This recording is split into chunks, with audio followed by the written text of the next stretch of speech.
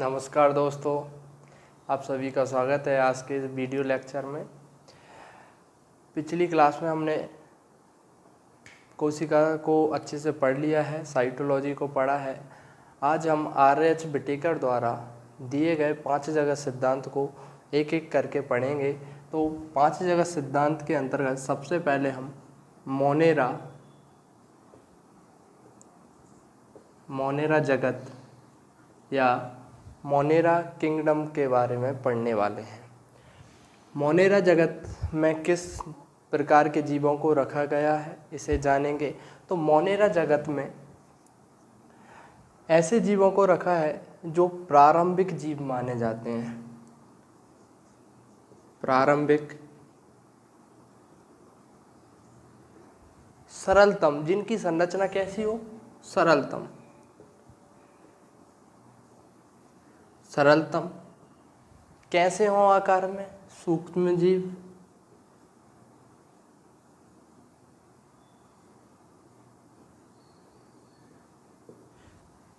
यानी कि मोनेरा जगत में जीवन की उत्पत्ति के समय जो प्रारंभिक जीव हुए उनको इसके अंतर्गत रखा गया है। इनकी संरचना बिल्कुल सरलतम होती है, या अधिकतर ये कैसे होते हैं, एक कोशिकीय होते हैं, कुछ बहुकोशिकीय भी देखने को मिल सकते हैं अपवाद स्वरूप। और साथ ही साथ वे सभी जीव जो प्रोकैरियोटिक हैं,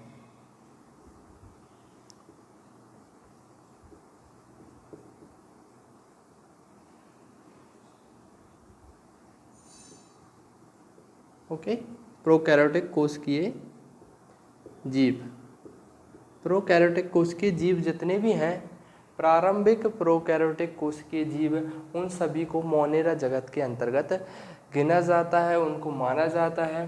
प्रोकैरियोटिक 2 प्रकार की कोशिकाएं होती हैं। एक होती है यूकैरियोटिक, ये कोशिका के प्रकार हैं। पिछली क्लास में हम लोगों ने अच्छे से पढ़ा था इसे, फिर भी एक बार देख लेते हैं। एक होती है प्रोकैरियोटिक,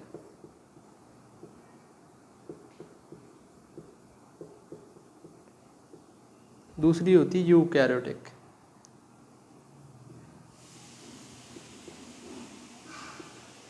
देखो यहाँ पर 2 शब्दों पर गौर करना। प्रो से मतलब पुरानी कोशिका, या आप कह सकते हैं प्रारंभिक, जो प्रारंभिक समय में जो कोशिका बनी थी उसे हम प्रोकैरियोटिक कहते हैं। जबकि यू से मैं आपको बस एक कीवर्ड बता रहा हूँ। यू का मतलब आप युवा से लगाना, युवा यानी नई कोशिका, या आप कह सकते हैं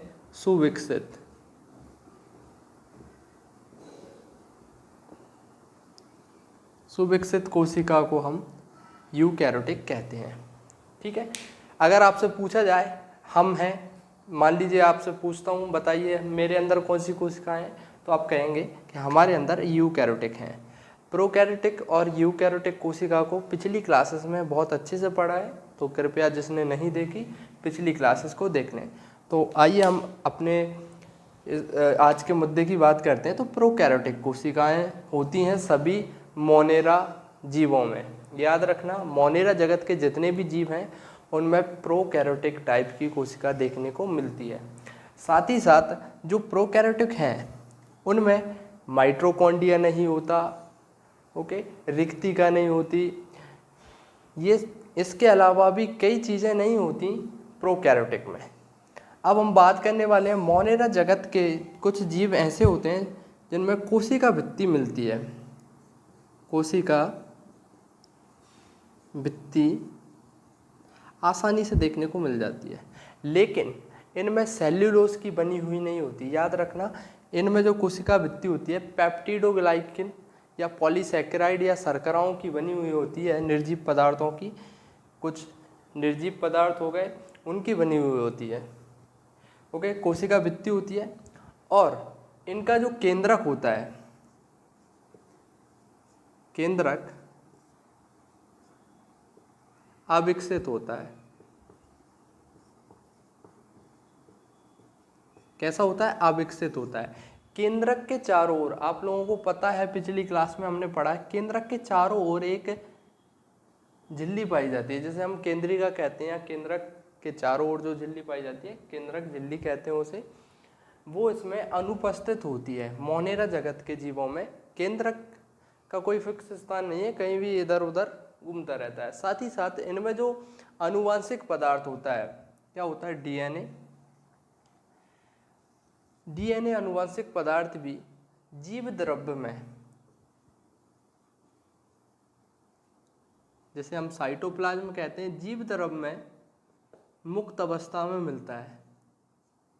अगर मान लीजिए हम एक कोई भी एक कोशिकीय जीव बना लेते हैं, जैसे कोई भी एक जीवाणु का एग्जाम्पल ले लेते हैं, तो उसमें इस तरह से उसमें कहीं भी उसके आनुवांशिक पदार्थ तैरते रहते हैं, कोई स्पष्ट नहीं है उनका स्थान।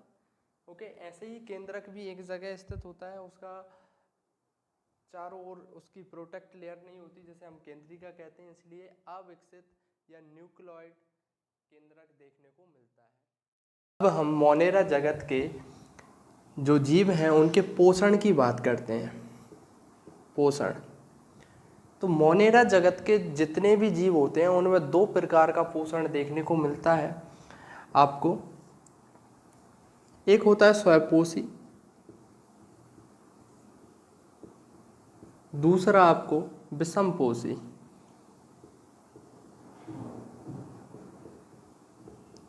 दोनों प्रकार का पोषण देखने को मिलता है मोनेरा जगत के जीवों में। देखो, स्वयंपोषी का मतलब है अपना भोजन स्वयं बनाएं, जैसे पेड़ पौधे हुए तो उन्हें हम स्वयंपोषी कहते हैं।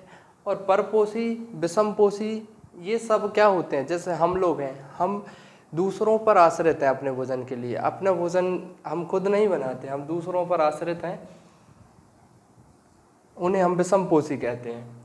स्वयंपोषी भी दो प्रकार के होते हैं, फिर से इनको दो भागों में और बांट सकते हैं। एक होता है प्रकाश संश्लेषण,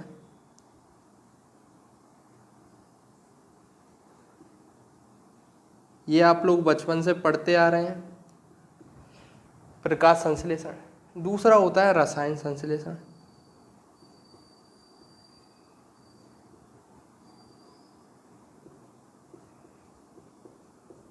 तो ये दोनों प्रकार का, प्रकाश संश्लेषण और रसायन संश्लेषण, दोनों ही प्रकार से जीव अपना भोजन बनाते हैं, यानी प्रकाश की उपस्थिति में अपना भोजन निर्माण करते हैं, और रासायनिक कार्बनिक तत्वों से भी रासायनिक प्रक्रिया के द्वारा ये अपना भोजन प्राप्त करते हैं। देखो, एक बात याद रखना हमेशा, जो भोजन होता है, भोजन या जैसे हम क्या कह रहे हैं, पोषण कहते हैं पूरा कंप्लीट।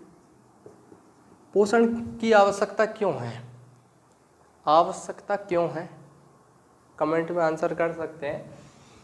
पोषण की आवश्यकता हमें ऊर्जा के लिए है।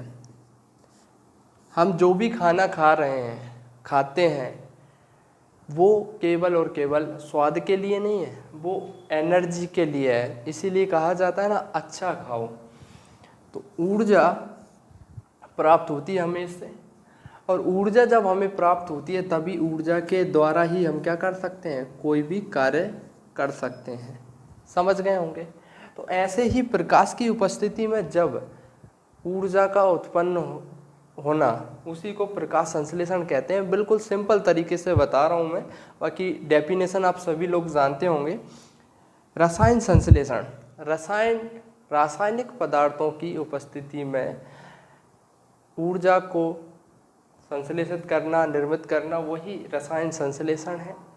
बिल्कुल एकदम सरल तरीके से बताया। विषमपोषी जो होते हैं इनको 2-3 भागों में बांटा जाता है। एक होते हैं परजीवी, दूसरे होते हैं मृतोपजीवी,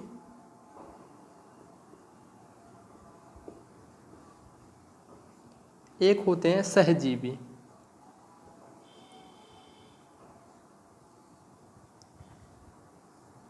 ये 3 प्रकार के विषमपोषी को फिर से 3 प्रकार बांटता है। परजीवी का मतलब क्या है, परजीवी का मतलब है अगर कोई एक जीव दूसरे जीव पर अपने भोजन के लिए आश्रित है तो वो परजीवी है। ओके, उसे हम क्या कहते हैं, परजीवी कहते हैं। ठीक, मृतोपजीवी, परजीवी यानी दूसरों पर आश्रित,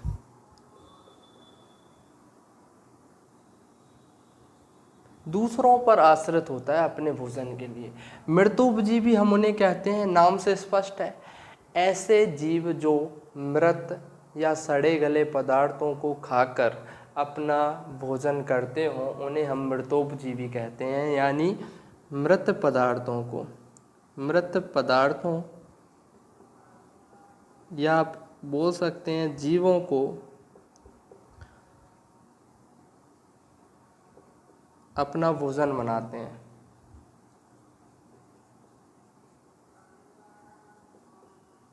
ठीक है, क्लियर हो जाना चाहिए।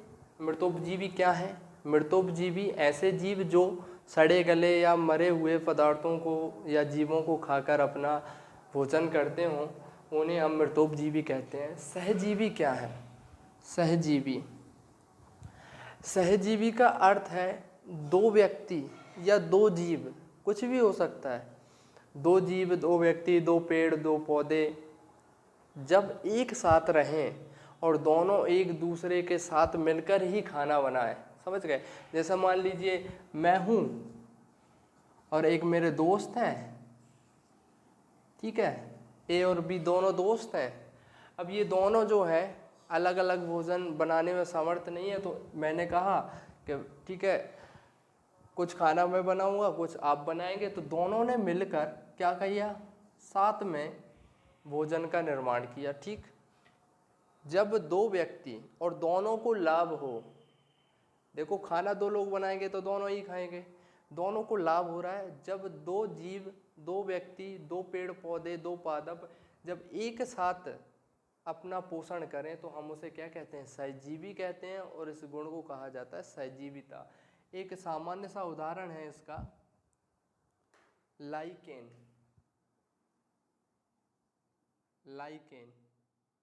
लाइकेन सहजीविता का एक उदाहरण है।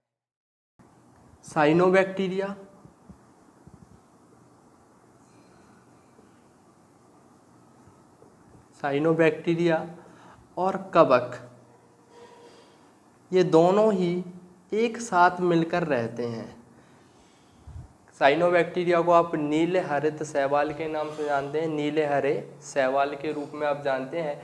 जब साइनोबैक्टीरिया और कवक एक साथ रहते हैं तो उसे हम, उस सहजीविता को लाइकेन कहते हैं। अब देखो दो क्वालिटीज़ हैं। साइनोबैक्टीरिया जो होते हैं इनके पास हरित लवक होता है। क्या होता है इनके पास? हरित लवक। ओके, लेकिन साइनोबैक्टीरिया के पास हरित लवक तो है, लेकिन वो जल को अब्जॉर्ब नहीं कर पाता, और केवल हरित लवक के उपयोग से क्या भोजन बना सकते हैं? बिना जल की अनुपस्थिति में नहीं बना सकते। तो ये इसके पास हरित लवक है, प्रकाश संश्लेषण करता है, लेकिन ये जल को अवशोषित या उसको एकत्रित नहीं कर सकता। इसलिए साइनोबैक्टीरिया कवक के साथ, कवक क्या करता है? जल, तो जल, हरित लवक और जल, ये दोनों ही आपस में मिलकर सहजीविता का एक उदाहरण प्रस्तुत करते हैं, जो लाइकेन के रूप में जाना जाता है। ये अब हम जानते हैं मोनेरा जगत के वर्गीकरण के बारे में। मोनेरा जगत को 4 भागों में बांटा जाता है, तो उनमें सबसे पहले हम जानेंगे आर्की बैक्टीरिया। आर्की, जहाँ भी आपको एक शब्द मिले आर्की, इस शब्द का अर्थ होता है प्राचीन। इस शब्द का कहीं ना कहीं अर्थ क्या होगा? प्राचीन। और आर्की बैक्टीरिया, यदि आपसे पूछा जाए, अगर हम पूछें कि सबसे पुराने जीव कौन से हैं, तो वे हैं बैक्टीरिया। ठीक है, कोई सी भी बैक्टीरिया। अगर बैक्टीरिया में अगर आपसे पूछा जाए इनमें से, तो बैक्टीरिया में भी सबसे पुराने कौन से? तो Archie bacteria. Okay, Archie bacteria प्राचीनतम जीवधारी हैं, याद रखना सभी अच्छे से। इन्हें प्राचीनतम जीवित जीवांश भी कहा जाता है।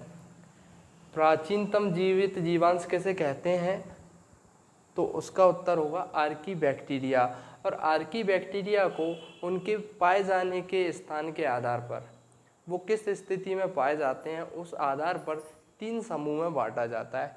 पहले है मेथेनोजोन।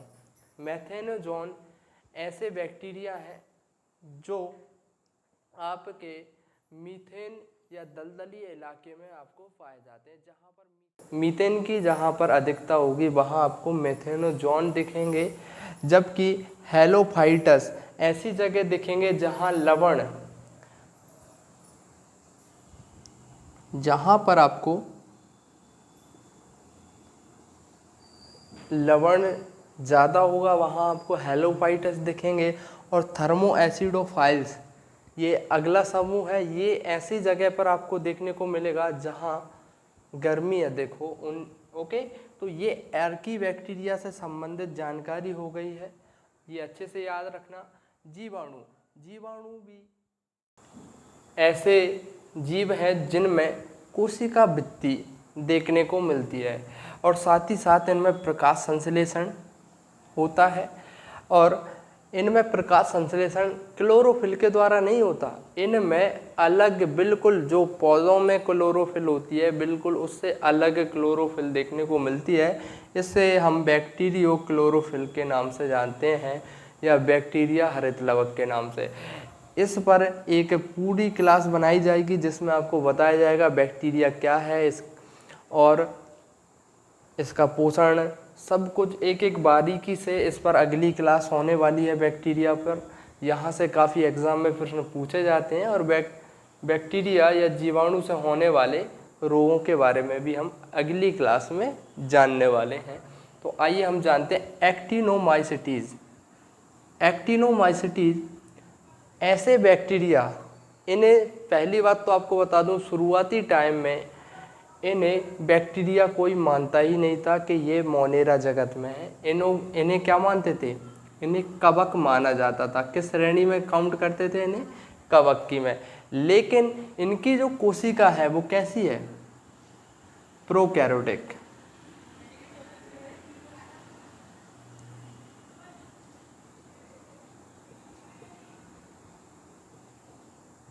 प्रोकैरियोटिक कोशिका है। और मैंने आपको बताया जिन भी जीवों में प्रोकैरियोटिक कोशिका देखने को मिलेगी उन्हें हम मोनेरा जगत के अंतर्गत रखते हैं। तो इसीलिए इन्हें कवक से वापस कहाँ रखा गया, मोनेरा जगत में रखा गया और इन्हें कवक सम बैक्टीरिया कहा जाता है। यानी कवक के समान दिखने वाले बैक्टीरिया एक्टिनोमाइसिटीज कहलाते हैं। ये तंतुवत होते हैं, जिस तरह से कवक होता है वैसे ही ये एक्टिनोमाइसिटीज होते हैं। कवक को आने वाली क्लासेस में हम समझने वाले हैं। इस एक्टिनोमाइसिटीज का उपयोग बहुत महत्वपूर्ण हुआ। जितने भी एंटीबायोटिक्स होते हैं जिन्हें हम हिंदी में प्रतिजैविक कहते हैं, जो दवाइयाँ होती हैं एंटीबायोटिक्स दवाइयाँ, वो किससे मिलती हैं आपको, ये एक्टिनोमाइसिटीज से मिलती हैं, इनसे प्राप्त किया जाता है, याद रखना अच्छे से। साइनोबैक्टीरिया की बात करते हैं जिन्हें आप नील हरित शैवाल के नाम से जानते हैं और इनमें भी प्रकाश संश्लेषण होता है। नील हरित शैवाल में भी प्रकाश संश्लेषण होता है और जो पृथ्वी पर ऑक्सीजन के जन्मदाता के रूप में भी इन्हें ही जानते हैं। पृथ्वी पर शुरुआती टाइम में मीथेन वगैरह गैस ज़्यादा थी, अन्य गैसें ज़्यादा थी, ऑक्सीजन कम थी। ऑक्सीजन के जो जन्मदाता हैं या जो ऑक्सीजन की पूर्ति की है किसने की है, साइनोबैक्टीरिया ने।